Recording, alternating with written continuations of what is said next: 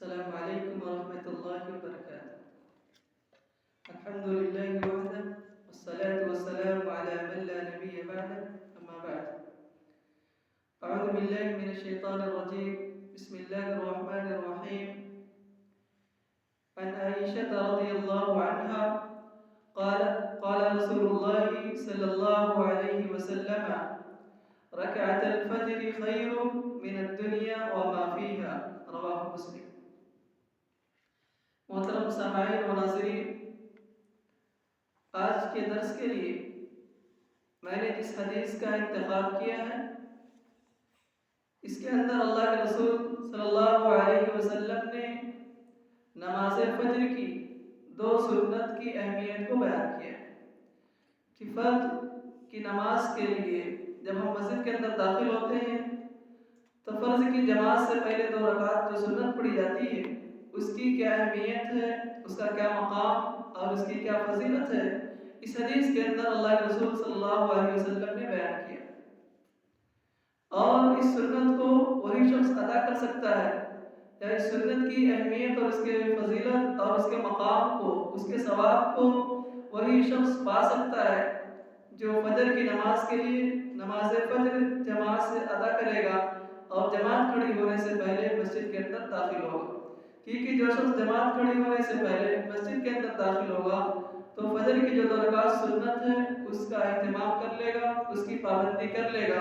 اور جب پابندی کرے گا تو اللہ کے رسول صلی اللہ علیہ وسلم نے جو اس کی اہمیت کو بتایا ہے اس کو پا لے گا. تو آئیے جانتے ہیں کہ اس حدیث کے اندر اللہ کے رسول صلی اللہ علیہ وسلم نے اس سنت کی کیا اہمیت بتائی ہے. آپ صلی اللہ علیہ وسلم نے فرمایا: رکعت الفجر خیر من الدنیا وما فیہا. اس حدیث کو حضرت عائشہ رضی اللہ تعالی عنہ جو آپ صلی اللہ علیہ وسلم کی سب سے چہیتی بیوی ہیں اور روایت کرتی ہیں، وہ اس حدیث کو بیان کرتی ہیں کہ آپ صلی اللہ علیہ وسلم نے فرمایا: رکعت الفجر خیر من الدنیا. فجر کی جو 2 رکعت سنت ہے اس کی اہمیت، اس کا مقام یہ ہے کہ دنیا اور دنیا کے اندر جتنی بھی چیزیں ہیں ان تمام چیزوں سے یہ 2 رکعت سنت بہتر ہے. یعنی اس حدیث کے اندر اللہ کے رسول صلی اللہ علیہ وسلم نے فجر کی 2 رکعت سنت کی اہمیت کو بتایا کہ دنیا کے اندر جتنی بھی چیزیں پائی جاتی ہیں اور دنیا ان دونوں سے فجر کی 2 رکعت کی جو سنت ہے بڑی زیادہ اہمیت رکھتی ہے. سب سے بہتر ہے اگر کوئی شخص فجر کی 2 رکعت سنت کو پا لیتا ہے، اس کو پڑھ لیتا ہے. گویا کہ اس حدیث سے فجر کی 2 رکعت سنت کی اہمیت واضح ہوتی ہے کہ اس کی بہت زیادہ اہمیت ہے، اس کی بہت زیادہ فضیلت ہے. اس لیے ہم تمام مسلمانوں کو چاہیے نماز فجر کو پابندی کے ساتھ ادا کریں اور اس سنت کا اہتمام کرنے کی کوشش کریں، اس سنت کو پابندی کے ساتھ ادا کریں. اور جہاں تک اس سنت کو پڑھنے کا وقت ہے تو فجر کی نماز کو ادا کر لینے کے بعد بھی اگر کوئی شخص پڑھنا چاہے تو پڑھ سکتا ہے. اگر کوئی شخص لیٹ سے آیا، تاخیر سے آیا تو فجر کی فرض نماز ہو جانے کے بعد بھی اس کو ادا کیا جا سکتا ہے، اس کو پڑھا جا سکتا ہے، لیکن یہ ہمیشہ کا معمول نہیں ہونا چاہیے. ہماری کوشش ہونی چاہیے کہ فجر کی نماز میں جماعت سے پہلے حاضر ہوں اور جماعت سے پہلے ہی سنت کو پڑھ لیں تو بہتر ہے. اگر کوئی شخص تاخیر سے آ گیا، نہیں پہنچ سکا جماعت سے پہلے، تو جماعت کے بعد بھی پڑھ سکتا ہے. اسی طریقے سے اس سنت کے اندر اللہ کے رسول صلی اللہ علیہ وسلم جو سورت پڑھا کرتے تھے وہ سورۃ الکافرون، قل یا ایھا الکافرون، اور دوسری رکعت کے اندر سورۃ الاخلاص، قل اللہ احد پڑھا کرتے تھے. اس وجہ سے ہمیں بھی سنت پر عمل کرتے ہوئے ان دونوں رکعتوں کے اندر جو فجر کی 2 رکعت سنت ہے سورہ کافرون اور سورہ اخلاص پڑھنے کا اہتمام کرنا چاہیے.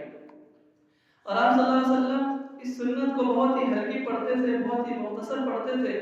اتنے جلدی پڑھ لیتے تھے. حضرت عائشہ رضی اللہ تعالی عنہ بیان کرتی ہیں کہ ہمیں ایسا محسوس ہوتا تھا، ہمیں ایسا لگتا تھا کہ اللہ کے رسول صلی اللہ علیہ وسلم نے ان سنتوں کے اندر سورہ فاتحہ کو نہیں پڑھا ہے. یعنی اتنے جلدی آپ صلی اللہ علیہ وسلم اس سنت کو پڑھتے تھے، اتنے ہلکا پڑھتے تھے کہ آپ صلی اللہ علیہ وسلم کی بیویوں کو اس بات کا اندیشہ ہوتا، ایسا محسوس ہوتا، ان کو ایسا لگتا کہ اللہ کے رسول صلی اللہ علیہ وسلم نے ان سنتوں کے اندر سورہ فاتحہ کو ہی نہیں پڑھا ہے. اسی طریقے سے ایک خاص بات اس سنت کے تعلق سے کہ ہمارے بہت سارے مسلمان بھائی جب مسجدوں کے اندر داخل ہوتے ہیں فجر کی نماز کے لیے تو اگر وقت ہو تو انہیں فرض نماز سے پہلے اس سنت کو ادا کر لینا چاہیے، اگر وقت نہ ہو تو بعد میں پڑھنا چاہیے. لیکن بہت ساری مساجد کے اندر اس بات کو دیکھا جاتا ہے कि चाहे जमात चल रही हो या जमात से पहले पहुंचे हो, जब भी वो पहुंचते हैं पहले सुन्नत को पढ़ने की कोशिश करते हैं, जबकि ये तरीका गलत है। अगर फर्ज नमाज चल रही हो तो फर्ज नमाज के वक्त सुन्नत नहीं पढ़ना चाहिए, लेकिन बहुत सारे लोग फर्ज नमाज को छोड़ करके पहले सुन्नत को पढ़ते हैं,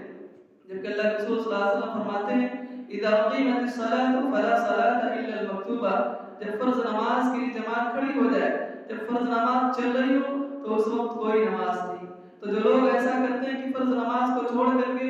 अकेला तन्हा एक कोने में खड़े होकर के सुन्नत पढ़ते हैं, फजर की सुन्नत को पहले अदा करने की कोशिश करते हैं जबकि फर्ज नमाज चल रही होती है, तो ऐसे लोगों को उससे बचना चाहिए, उसका एहतमाम करने से रुकना चाहिए। बल्कि कोशिश ये हो कि फर्ज नमाज से पहले उसको अदा करें या बाद में अदा कर लें, लेकिन फर्ज नमाज के वक्त उसका अदा करना ये चीज़ किसी भी सूरत में जायज़ और दुरुस्त नहीं है और अल्लाह के रसूल सल्लल्लाहु अलैहि वसल्लम के फरमान के खिलाफ है। लिहाजा हमारी ये कोशिश होनी चाहिए कि हम तमाम नमाज़ों को पाबंदी के साथ अदा करें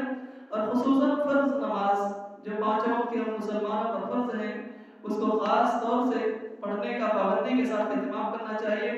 और इशा और फजर की नमाज में ख़ास तौर से हाजिर होना चाहिए। अल्लाह रब्बुल आलमीन से मैं दुआ करता हूँ कि अल्लाह तबारक व तआला तुम तमाम लोगों को पाँचों फ़र्ज़ नमाज़ों को पाबंदी के साथ अदा करने की तौफ़ीक़ इनायत फरमा और इसी तरीके से